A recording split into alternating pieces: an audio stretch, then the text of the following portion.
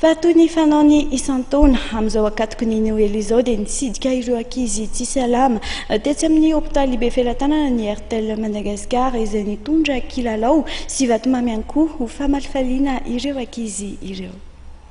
Ankizy tsy salama miisa 10 eto amin'ny sampandraraha pédiatrie hôpitaly be Felatànana no azo fanomezana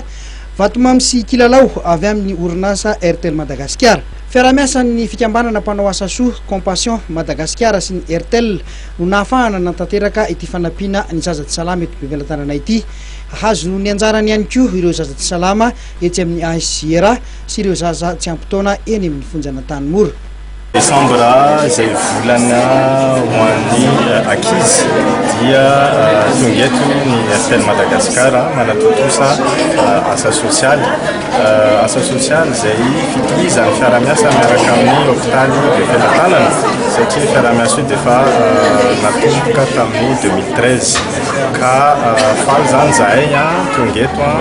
miara-miasa amin'ny association Compassion Madagasikara mitondra zavatra mba apitsika andro ankizy amarata atao amin'ny service pédiatrie any be Felatànana. Izao hetsika izao dia tsy eto Madagasikara, tsy eto Antananarivo fotsiny fa misy koa any amin'ny région dia ireo mpiara-miasa aminay ihany zany no manatotosa an'izay zavatra izay. Izao hetsika izao dia natao miaraka tamin'ny association Compassion Madagasikara sy ireo mpanjifa RTL dia nanaiky nanome izay afaka nomezany zareo tamin'ilay fifaninanana concours na photo selfie natao tamin'ny page Facebook ka teo amin'ny mahery ny telo arivo teo ny mpandray anjara tamin'ilay concours dia nahafahanay collecté vola mitetina 3 millions d'ariary izay hoentinay zany eto omeny andro ankizy ireo tsy eto amin'ny hôpitaly be Felatànana ireo fotsiny izao hetsika izao fa miaraka amin'ny Compassion Madagasikara dia hitsidika andreo ankizy any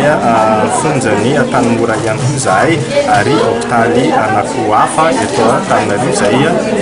miara-miasa amin'ny association Compassion Madagasikara. No mafisiny indray matoa Meksan Bekangibata le généralin'ny RTL nandritra ny fandraisan'ny fitenenana fa mitsinjo otrany ny fiainana ara-tsosialy ny mponina ny orinasa RTL ka tsy ny eto Antananarivo ihany no anaovan'izy ireo izao fanampiana izao fa manerana ny Madagasikara ihany koa.